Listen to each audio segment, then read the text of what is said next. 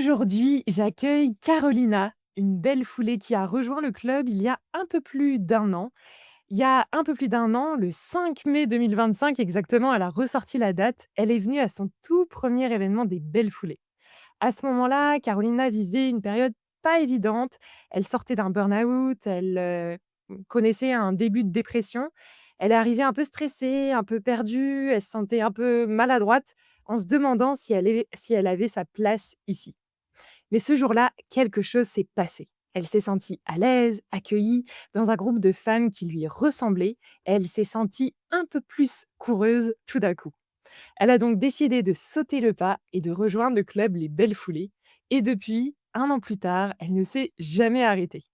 Aujourd'hui, elle se prépare pour le Paris-Versailles fin septembre. Elle a en tête de faire le semi de Rambouillet en mars, alors qu'il y a à peu près un an, elle se définissait pas du tout comme coureuse. Elle est là aujourd'hui pour te partager à mon micro son évolution, comment elle est passée de «je n'ai pas ma place ici» à «je vais préparer un semi, un 16 kilomètres, un trail et je me fais confiance». En plus, Carolina, vient du Brésil, vous allez avoir un épisode chantant, rempli de soleil. Donc, préparez-vous à un épisode, qui va vous faire voyager également. Est-ce que déjà donc, pour, ma première question et remettre un peu le contexte, tu peux, nous en dire un peu plus? Tu vois? Parce que c'était il y a pas si longtemps finalement, en mai 2025. C'était quoi ton contexte? Quelle était ta relation avec le sport, avec la course? Tu en étais où à ce moment-là, de manière concrète? Ça faisait déjà un moment, surtout après parce que je suis maman de 2 filles qui ont 5 et 7 ans et c'est vrai que depuis la maternité, c'était difficile de trouver un sport en activité physique et qui soit régulière. J'ai essayé la salle, j'ai essayé, bon, plusieurs cours différents et c'était difficile de suivre avec les créneaux, avec la vie de maman, boulot, et la course, c'est vrai qu'il te faisait un peu partie de la famille parce que mon mari, il est court depuis très longtemps. Il est dans les plongé dans l'univers, du trail et du trail. Et j'ai toujours trouvé ces, environnements, très fascinants. Mais pendant longtemps, j'ai pensé que ce monde n'était pas vraiment fait pour moi. Et puis, au fil des années, j'ai commencé à voir de plus en plus de femmes qui participaient. Et surtout des femmes de tous âges et de toutes morphologies, des femmes dans lesquelles j'ai pouvais en fait me reconnaître. Et bah, peut-être que je peux essayer la course à pied puis que c'est pratique en fait, de juste mettre les chaussettes entre les et partir courir. Et bon, mais par contre, j'ai parté de zéro quoi, il y a un peu plus qu'1 an. Et à l'époque, j'avais juste simplement trouvé un programme très simple sur internet. Genre, courir, 30, réussir à courir 30 minutes, sans s'arrêter, pendant 10 semaines. Et au bout de ces 10 semaines de ce programme, je me suis dit: «Bon, qu'est-ce que je fais maintenant?» Mmh. Et j'ai pensé: «Pourquoi ne pas m'inscrire à une course?» Et la parisienne, bah, me semblait une bonne idée parce que c'est une course féminine, énormément bienveillante et j'ai pensé que je me sentirais peut-être plus à l'aise en première expérience. Mmh. Il y avait juste un petit souci, c'est que je m'étais inscrite, bah, sur les 18 kilomètres sans avoir la moindre idée, de la façon dont j'allais m'entraîner, ni même si, j'en étais capable. Mais au moment de l'inscription, en fait, j'ai vu qu'il y avait un partenariat avec, les Belles Foulées, Mmh. et j'ai vu qu'il y avait une séance, qui était organisée, par toi et je me suis dit: «Pourquoi pas, je vais essayer». Donc je me souviens très, très bien de ces jours-là. Comme je suis arrivée, je me sentais complètement illégitime de dire: «Qu'est-ce que je fais là?» Enfin, dans ces cours. Mais c'est vrai que toi, tu m'as mis, ta tuile d'études qui m'a mise vraiment à l'aise, et il y avait, malgré les différents niveaux, en fait, dans un groupe, je me suis sentie vraiment accueillie à ma place et pour la première fois en groupe, je me suis dit que peut-être moi aussi j'étais une coureuse. Ça, c'est hyper fort. Ouais. Qu'est-ce qui faisait parce que tu vois, tu nous dis, en fait, «Mon mari courait, mais moi je me suis dit que ce monde-là, finalement, j'étais pas faite pour ça». Tu nous parles du fait que tu aies vu des femmes qui finalement, avec lesquelles tu pouvais t'identifier. Tu as mis le pied à l'étrier, tu as couru, tu as suivi ce programme de 10 semaines et qu'est-ce qui faisait qu'à ce moment-là, tu te définissais toujours pas comme coureuse? Bah, je pense que j'avais des idées reçues dans ma tête encore, très ancrées, quand j'allais voir mon mari partir des trails et surtout c'était des longues distances, donc il y avait beaucoup, beaucoup, d'hommes. C'était largement la majorité, presque la totalité Mmh. et il y a beaucoup d'idées, déjà préconçues, qui sont difficiles en fait de se détacher. Et qu'est-ce qui parce que c'est quand même, du courage, moi, c'est ce que je dis à chaque fois aux femmes qui nous rejoignent, qui disent: «Mais en fait, moi, je me sens pas légitime», que ce soit de t'être inscrit à la Parisienne ou, bah, de t'être inscrite là, à notre événement, avec Sarah et en effet qui était avec notre course partenaire, la Parisienne. Qu'est-ce qui a fait que tu as quand même, pris, ton courage et que tu t'es inscrite? Ça a été quoi le déclic, où tu t'es dit: «Bon allez, OK, j'ai fini ce programme de 10 semaines». Pourquoi est-ce que tu t'es inscrit à une course? Qu'est-ce qui a fait que malgré ce syndrome de l'imposteur un peu, tu as réussi à passer à l'action? Très honnêtement, je l'ai pas fait toute seule. Mmh. J'ai le soutien de mon mari qui a dit: «Maintenant, vas-y, toi, deviens sûr qu'ici, tu es capable de les faire. Bon, tu t'entraînes, et ça va si bien se passer» et j'ai pas confiance en lui parce qu'il me connaît, bien et c'est vrai que j'ai dû, quand même avoir ces petits coups de mon mari, donc j'étais pas toute seule. Donc tu sautes le pas, tu t'inscris à la Parisienne. Là, on voit l'importance de l'entourage, ton mari qui te soutient, où tu dis: «Bon allez, s'il me dit que j'en suis capable, j'y vais», ça casse un peu ce syndrome de l'imposteur. Tu viens à cet événement où au début tu te dis: «Oh là là, qu'est-ce que je fais là?» Tu sors en disant: «Mais j'ai trop bien fait» et ensuite tu rejoins le club Les Belles Foulées. Il y a eu combien de temps entre, tu fais l'événement, puis tu nous rejoins dans le club, donc tu t'engages à, t'entraîner, avoir des entraînements réguliers et à ouais, appartenir à un club de course finalement? Bon, on a eu bah, je pense qu'on s'est vu 2 jours plus tard et je pense que j'ai signé, dans la semaine. C'est vrai qu'on s'est vu on s'est vu au trail de l'UTMB du Saint-Jacques. Mais j'avais déjà signé, on n'avait pas encore commencé parce que je pense que c'était la fin du dernier, Oui. camp. Mais oui, donc c'était, quelques semaines, 2-3 semaines avant. Ouais. Ouais, exactement. Qu'est-ce que du coup, le temps de décision a été rapide? Comment tu t'es dit: «Allez, vas-y, on continue là, c'est bon»?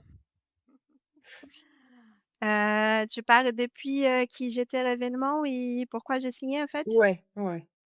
Bah, en fait, c'était ça que je disais, bah, j'ai pour la première fois, je me sentais que j'étais aussi en coureuse et qui malgré il y avait des femmes des différents niveaux, parce que ça existe dans dans la vie et c'est ça qu'on retrouve aussi dans les courses. Je me sentais vraiment, bien accueillie, et que je pouvais aussi faire partie, même si j'étais une débutante, et j'ai trouvé en fait inspirant aussi et c'est très marrant parce que je sais qu'il y avait, j'ai dit ça aux filles, l'autre jour, il y avait Oui. Stéphanie et Chloé, je les trouvais, incroyables, super fortes et tout et aujourd'hui, elles sont aussi mes partenaires de course. C'est incroyable et Ouais. je vous dis de vous suivre sur les courses et cetera donc c'est hyper puissant. Qu'est-ce que tu as remarqué? Donc tu t'es inscrite, encore une fois, tu as eu le courage de dire: «Je m'engage, je vais m'entraîner avec les belles foulées». Est-ce que, tu saurais dire là sur les premières semaines, déjà ce qui s'est passé, les premiers résultats que tu as pu voir? Qu'est-ce que tu as apprécié? Comment ça se fait que là, 1 an plus tard, tu as pas lâché, tu as pas abandonné? Qu'est-ce qui s'est passé, au début, surtout? Bah, en fait, il y a quelque chose aussi, que je pense que c'était important pour mon début de la course. Bon, je connais pas différemment, mais j'avais pas de montre, j'avais pas d'appli, Ouais. dans mon téléphone, Mmh. donc j'avais pas cette pression d'allure, de pace à faire. Ouais, la fameuse. Ouais. Donc j'ai pu vraiment sentir des progressions, bah, dès le départ, parce que c'était vraiment dans mes sensations et je sais pas Mmh. si j'allais si vite, pas trop vite, mais j'ai continué, à suivre les programmes dans mes sensations et dans mes limites et ça m'a énormément aidée donc je pense que ça fait vraiment partie, des raisons par laquelle j'ai tout de suite vu, un progrès et une évolution, quoi. C'est vrai qu'on vous encourage beaucoup à écouter les sensations et toi, tu as pu d'autant plus le faire parce que tu avais pas d'autres moyens de comparer alors que et moi la première, hein, je le dis souvent dans les épisodes, on devient vite accro à sa montre, à regarder, à aller chercher le toujours plus, toujours plus. Toi, tu as réussi à faire ce travail de: «Ah mais en fait, je me sens comment à la fin?» donc tu as appris très vite à t'écouter, à te connaître, à identifier la progression au-delà de l'allure du chrono qui est en fait, c'est une énorme progression déjà parce qu'on ne sait plus trop, même plus du tout s'écouter, dans nos vies à 1000 à l'heure où on est toujours à chercher, des chiffres plutôt que ce qu'on ressent. Tu nous parlais d'audios que tu avais écoutés, donc des audios brésiliens, qui en portugais, je ne parle que français pour le moment dans les audios. Qu'est-ce que tu as trouvé au sein du club? Est-ce que c'est aussi les audios qui t'ont bien accompagné? Est-ce que c'est plus le côté, communautaire? Quels sont un peu les ingrédients qui ont fait que tu as pu faire, une recette qui t'est allée et qui t'a permis de, continuer à courir pendant toute, cette année passée? Bon, je pense qu'il est premier les programmes en soi, parce qu'aujourd'hui, maintenant, j'ai assez de recul pour dire, qui c'est vrai qu'au départ, je disais: «Bah, est-ce que je vais réussir à faire toutes ces séances un peu compliquées avec des noms que je connais pas? C'est quoi EF?» Je sais j'étais chercher dans les glossaires, c'est quoi EF? Oui, on vous propose un glossaire à chaque fois. On n'utilise jamais le jargon sans expliquer. Et c'est vrai que ce sont des séances, complètement atteignables, quoi, complètement faciles, bon, j'ai dit «facile», entre guillemets, de mettre dans mon quotidien.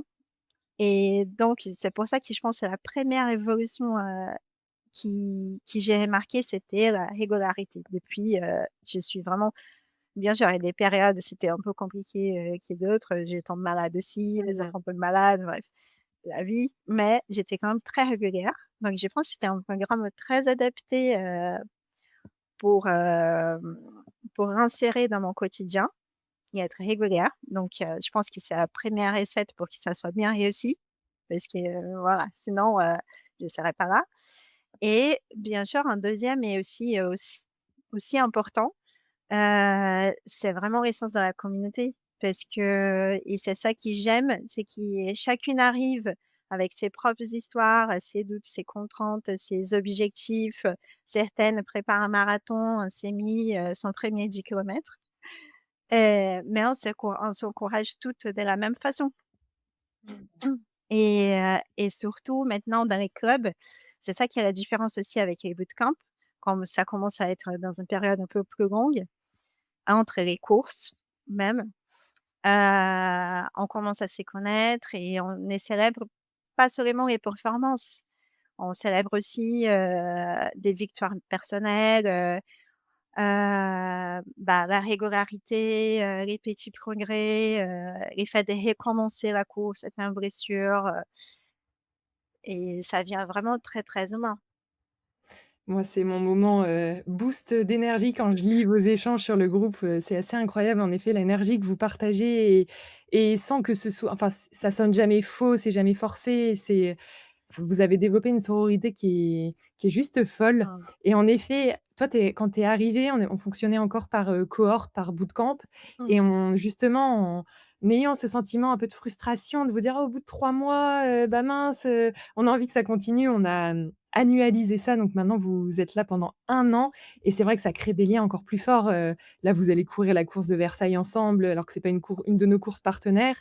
Bah, je trouve ça enfin moi, c'est une de mes plus belles victoires. En parlant de victoire, si tu, ça va être le moment célébration, si tu devais nous partager 3 fiertés de cette année passée, et 3 encore, vraiment je restreins au maximum, sinon on pourrait faire un épisode qui dure, 2 heures, j'en pense déjà à plein moi dans ma tête. Quelles seraient vraiment tes 3 victoires, de cette dernière année, au sein du club? Je commence par la première que j'ai déjà citée, c'était la régularité.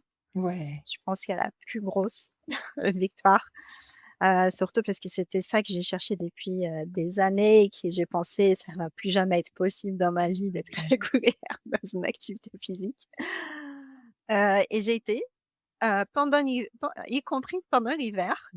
Que tu détestes! Ouais. J'ai été toutes les semaines courir. même quand il y avait pas une course, de prévue, bah, à courte échéance. Mmh.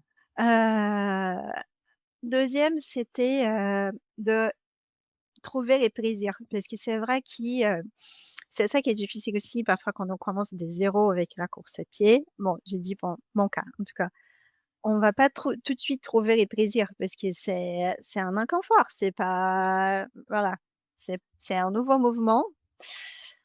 Hem et je pensais que j'allais jamais trouver de plaisir, que ça allait toujours être bloqué. À la fin, je suis contente que j'avais fait et c'est check et j'aime bien mes checks dans mon mon planning.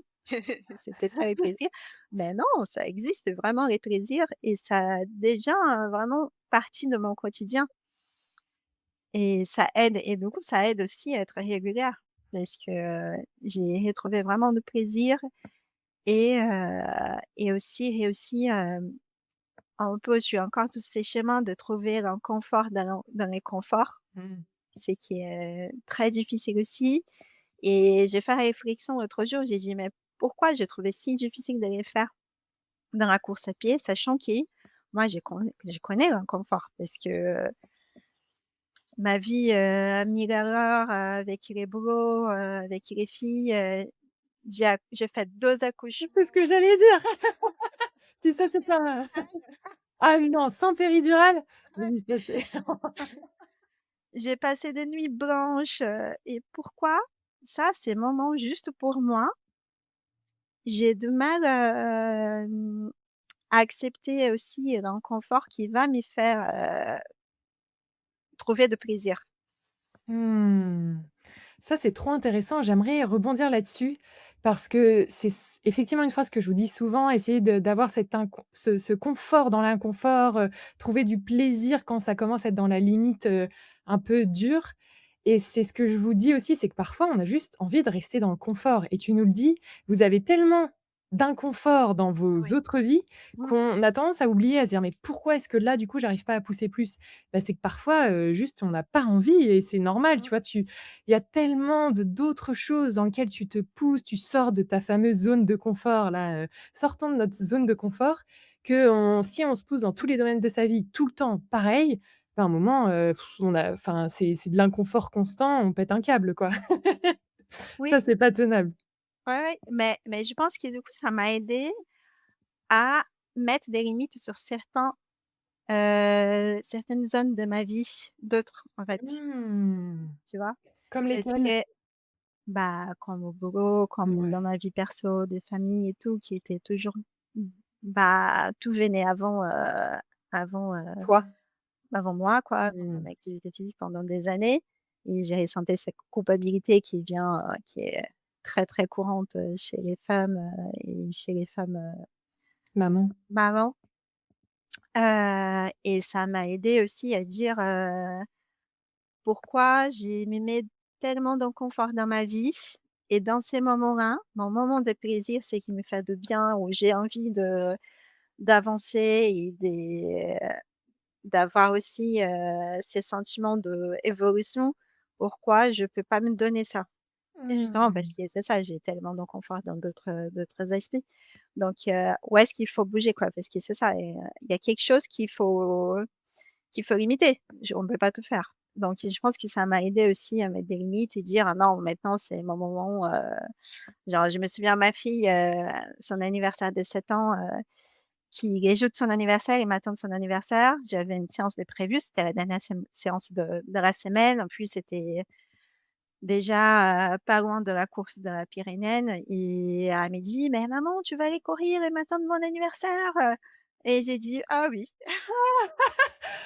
Bah, ouais, tu t'es choisie en mode: «Bah, oui, en fait, je peux et je serai Ouais, quand même présente pour ma fille, mais après et je ouais, choisis ce moment pour moi».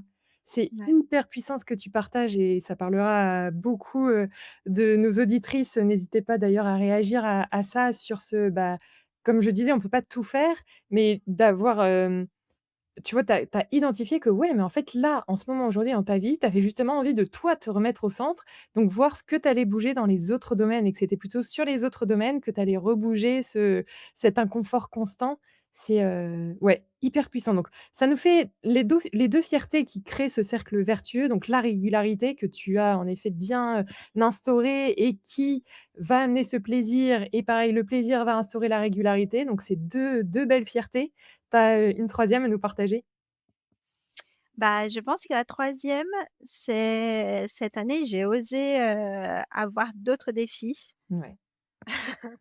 J'ai fait mon premier trail, même si j'ai pas fait une préparation, spécifique trail, j'ai juste suivi, les programmes de Rebelle Forêt. Juste, juste entre guillemets, hein. Ce que j'allais dire. Et j'ai réussi à les faire et c'était pas un trail, des super débutants, mais j'ai réussi à les faire. Là, je vais faire, bah, une course de 15 kilomètres. Ma première course de 15 kilomètres, bah, l'autre c'était les trails, mais bon et je commence à oser aussi de faire Paris-Versailles cette année, de penser à mon sémi l'année prochaine. Donc j'ai imaginé pas quoi, la personne qui a 1 an faisait un programme pour réussir à courir, 30 minutes et qui savait pas qui allait réussir à faire 10 kilomètres quoi. C'est incroyable et j'aime bien qu'elle arrive en dernier parce qu'on voit l'évolution. En fait, ce que Ouais. t'ont permis aussi ces 2 autres victoires, la régularité, d'avoir instauré ça dans ta vie, de le mettre en priorité, de bah, ouais, d'en faire un socle, un pilier vraiment de ton quotidien qui t'a poussé à aller viser des objectifs que tu aurais même pas pu penser possible. Toi qui te disais: «Mais est-ce que j'ai vraiment ma place?» Si je te pose la question aujourd'hui, Carolina, est-ce que tu te sens coureuse légitime aujourd'hui? Oui, oui. Oui et ça avec le smile en plus, ton smile légendaire, j'adore et j'adore cette réponse et je trouve que c'est hyper fort ça résume en fait tes 3 fiertés que tu dis, c'est ce changement identitaire que tu as réussi à faire sur: «Non en fait je suis pas coureuse, mais qu'est-ce que je fais parmi toutes ces coureuses?» et aujourd'hui, ouais, je suis une coureuse et du coup ça te donne tu te donnes l'autorisation de faire plein de défis et d'aller tester plein de choses et je trouve ça, ouais, je trouve ça assez magique. D'ailleurs, pour revenir à enfin pour, parler de ces défis quand même, on a envie d'en savoir plus. Comment justement donc tu as mis cette régularité en place, le fait que tu en aies fait un pilier solide, tu te sens plus coureuse. Comment tu as réussi là à dire: «OK, je vais, sur la Paris-Versailles, sur le semi». Qu'est-ce qui se passe dans ta tête là en ce moment? À tu vois, on est à 3 mois de Paris-Versailles. C'est une course qui te tient aussi à cœur. Pourquoi ces objectifs-là et qu'est-ce que tu as mis derrière? Est-ce que et c'est la réponse est possible, hein, tu t'es dit: «Bon, bah, la suite logique après un 10, c'est de faire du plus long» ou c'est parce que au fond de toi, tu as toujours rêvé de faire du plus long? C'est quoi l'étape d'après? Est-ce que ouais, dis-nous un peu plus le cheminement pour aller vers ces objectifs. Alors je commence par dire que non, j'ai pas toujours rêvé, d'aller toujours, plus loin puisque je savais même pas que je pouvais faire 10 kilomètres. J'adore. Donc non, je pense que c'est des objectifs qui sont arrivés, qui commençaient à s'y ouvrir dans ma tête quand j'ai commencé à gagner de la confiance en moi. Hem Et c'est vrai que Paris-Versailles, bah, c'est une course qui moi, j'ai vécu plusieurs années à Versailles et c'était une course qui je voyais tous les ans, j'allais arriver voir, j'ai trouvé super, une super ambiance et j'ai pensé: «Bon, la course à pied, c'est pas mon truc donc mais ça donne envie, mais c'est pas mon truc», Mmh. tu vois? Et hem et donc finalement, je me suis dit: «Bah, si, si, si, bah, je peux la faire et tout», donc je pense que ça rentre comme, un objectif donc c'est c'est pas que ça n'a rien à voir avec, la distance, mais c'est pas les facteurs, plus importants en fait. Là, c'est un Ouais, peu de ce c'est que un j'entends et pardon, vas-y, continue. mmh, oui, c'est un peu comme un tampon, si tu es heureuse, si tu tu peux les faire aussi. J'adore et j'allais dire, bon, je suis biaisée parce que si on en a parlé, longuement ensemble parce que tu vas te faire aussi accompagner là, de manière individuelle pour avoir un programme spécifique.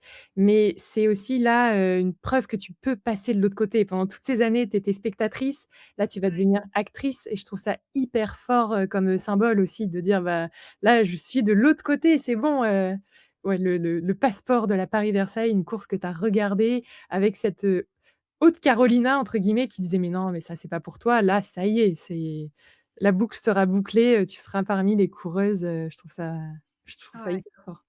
Ouais, oui. Bah, je pense et en plus quand on commence à courir, on commence à avoir envie aussi de tester ses limites.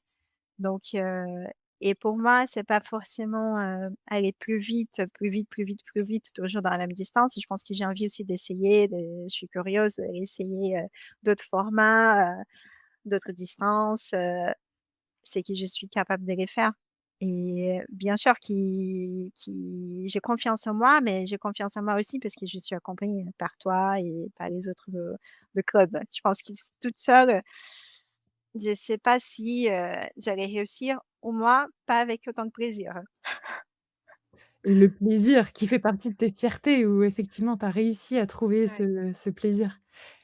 Tu nous as parlé, du fait donc tu es maman, tu as 2 petites filles qui ont 5 et 7 ans, donc quand même, en bas âge.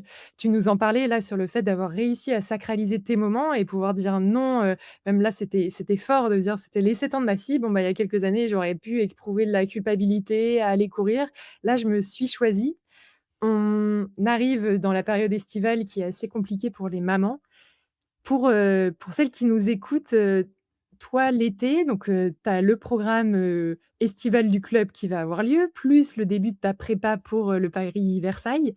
Comment tu vas jongler avec tes casquettes de, bah, femme active parce que tu vas pas prendre 2 mois de congé, plus maman, plus coureuse dans cette période qui est toujours un peu plus compliquée parce que, bah, vous avez vos enfants, tout le temps? C'est pas poli. C'est bien en toute honnêteté, c'est très bien. Honnêtement, j'ai essayé de pas penser à ça pour ne pas paniquer. Bah, écoute, nous sommes 2 ici, 2 adultes, avec 2 enfants, donc on va jongler. Bah, écoute, mon mari a son objectif là de ses 100 miles en début juillet, donc moi j'ai mon objectif en septembre, hein, donc C'est bien, voilà, vous êtes pas, concomitants, donc c'est ça. Mais oui, oui, donc je pense que c'est pour ça que c'est bien d'être en collectivité et être accompagné. Parce que ça aide aussi, bah, en fait déjà, c'est les cas d'autres femmes dans les clubs aussi qui, exactement. sont aussi des mamans ou ont aussi une vie, très busy, et on a tous, des difficultés, soit similaires, soit, différentes, mais de la même importance. Hem et bah, en fait, je pense que c'est ça, je pense que j'ai mis dans ma tête que j'ai besoin de ces moments pour moi, genre pas que pour moi, mais pour la santé de toute la famille. J'ai besoin de ça et mettre des priorités, quoi. En fait, c'est ça qui fonctionne. C'est Mmh. avoir des priorités en tête et c'est rappeler, tous les jours, quoi, tous les jours et j'ai besoin d'autres personnes aussi pour me les rappeler, tous les jours. Parce que toute seule, parfois, on se laisse y aller, quoi. Merci pour ce partage puis et ça montre que parce que c'est aussi le danger avec les réseaux sociaux, tu en parlais au début où on se dit: «Mais comment elles font du coup pour tout gérer? Ça doit être moi qui a un problème». Là déjà ton témoignage, je dis: «Ah en fait, mais je sais pas». C'est jamais tout beau, il y a le plan qui va dérouler tout seul et le fait d'avoir des femmes dans la vraie vie, pas juste les posts Instagram, qui disent aussi: «Bah ouais, c'est la galère, c'est la merde là, je ne sais pas comment gérer, ça fait, 5 jours que j'essaie de caler ma séance, on est dimanche, j'en ai pas fait une, comment je fais? Je ne sais pas».